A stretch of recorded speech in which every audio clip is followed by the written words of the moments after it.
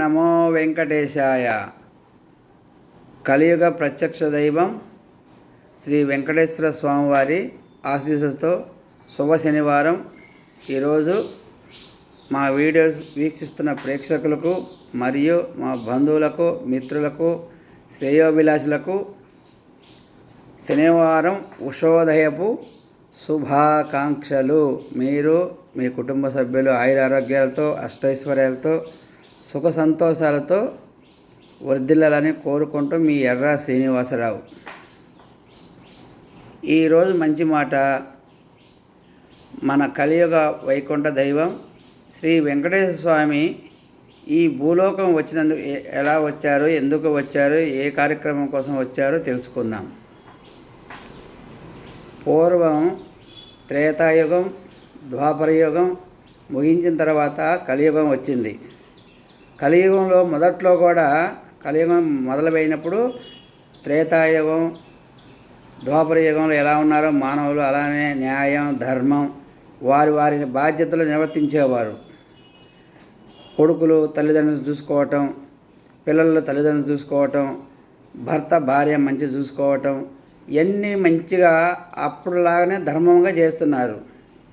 కానీ ఈ కలిపురుషుడు అతని మాయాజాలంతో ఈ మనుషులలో జొరబడి మళ్ళీ చెడు పనులు చేయటం, వాళ్ళ బాధ్యత నిర్వర్తించకపోవటం, చెడు కార్యక్రమాలు చేయటం, మత్తు పానీయాలకి, అన్నిటికీ లోభాలకి, మధుమాశ్చర్యాలకి లోనై అనేక రకాలుగా ఆగమవుతుంటే అప్పుడు ఋషులు, మునులు ఈ అందరూ ఆలోచించి ఇది ఎట్లా చేయాలి, ఏంది, వీళ్ళు మంచి మార్గం ఎలా నడపాలంటే అందరూ కలిసి ఒక హోమాలు, యాగాలు చేస్తూ ఈ ఫలితాన్ని ఎవరికి ఇవ్వాలి అని ఆలోచించారు.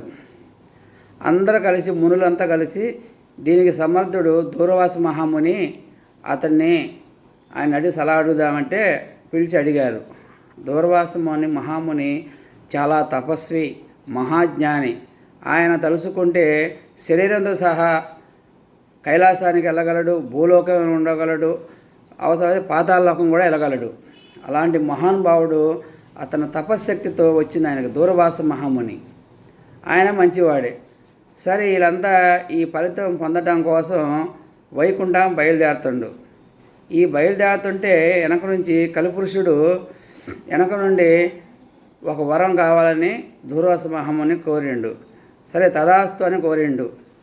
కోరితే సరే, అప్పుడు దూర్వాస మహాముని ఆయనలో ఎప్పుడైతే కలిపురుషుడు జొరబడిండో ఆయన చెప్పినట్టు చేయడం మొదలుపెట్టిండు.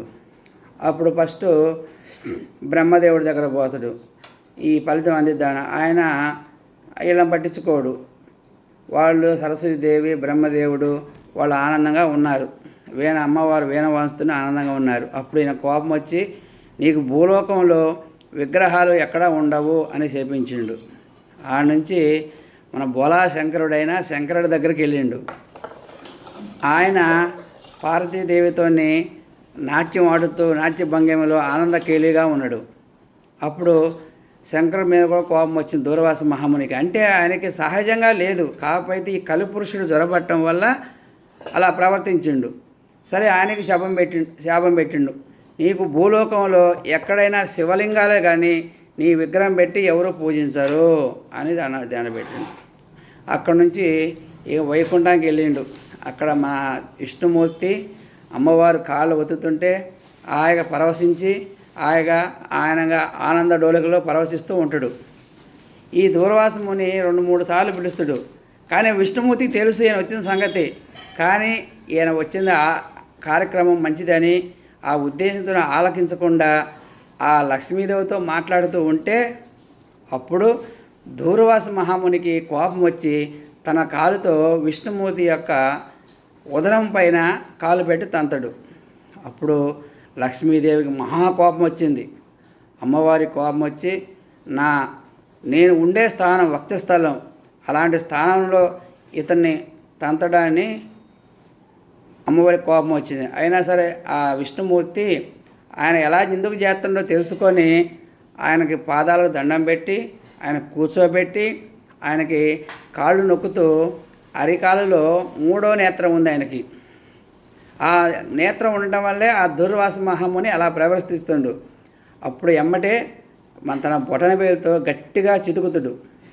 ఆ చితిపినప్పుడు ఆయనకి జ్ఞానోదయం కలిగి దండం పెట్టి, నాయన విష్ణుమూర్తి, సకల జీవరాశులు నీవే ఆధారం, కలియుగంలో ఇలా జరుగుతుంది, ఆ ఫలితాన్ని మీకు ఇద్దామని వచ్చా, కానీ మధ్యలో ఈ కలిపురుషుడు వల్ల నేను ఇలా అయిపోయా అని చెబితే స్వామివారు సంతోషించి, నాకు తెలుసు అంతా, ఇది తప్పేం లేదు, ఇది ఒక మంచి పనికే జరిగింది అని ఆయన పంపించిండు. అప్పుడు లక్ష్మీదేవి, నా స్థానమైన ఉదరంలో తన్నినతనికి సేవలు చేసి అతనికి పూజలు చేసి అతను దీపిస్తామని కోపంతో అలిగి భూలోకంలోకి వచ్చింది. అప్పుడు స్వామివారు కొన్నాళ్ళు ఉండి అసలు ఆహారం పానీయాలు ఏమీ తీసుకోకుండా ఉండిపోయిండు.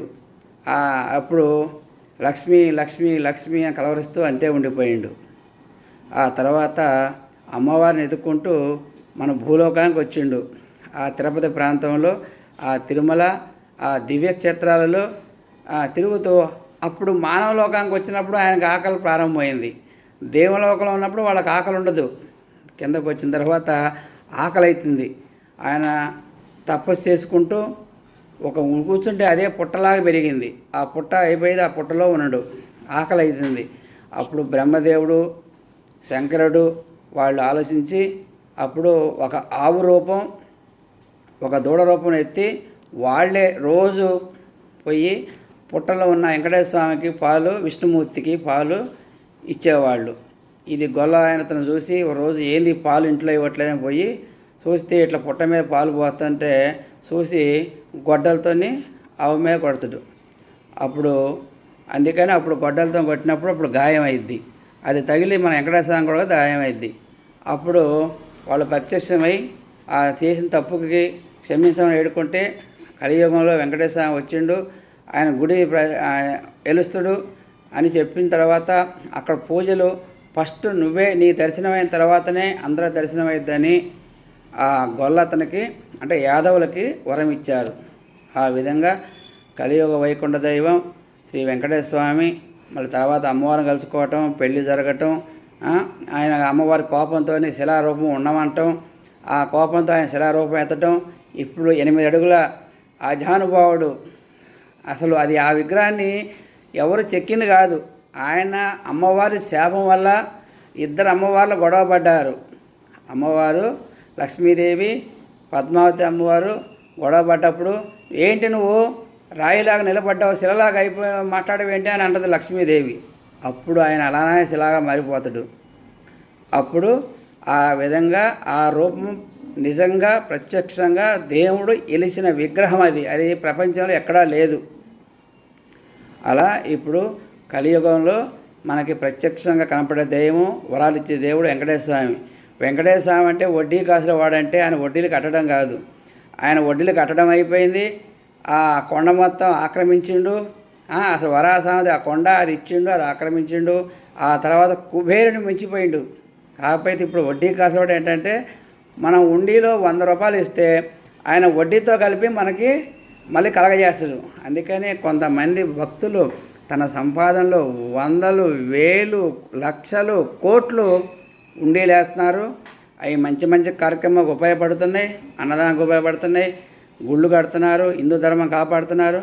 కావున మన భక్తులందరూ దైవ భక్తిలో ఉండి ఆ వెంకటేశ్వర స్వామి కొలుసుకుంటూ ఆయురారోగ్యాలతో అష్టైశ్వర్యాలతో ఉండాలని కోరుకుంటూ మీ ఎర్ర శ్రీనివాసరావు, జగ్గయ్యపేట. ఓం నమో వెంకటేశాయ.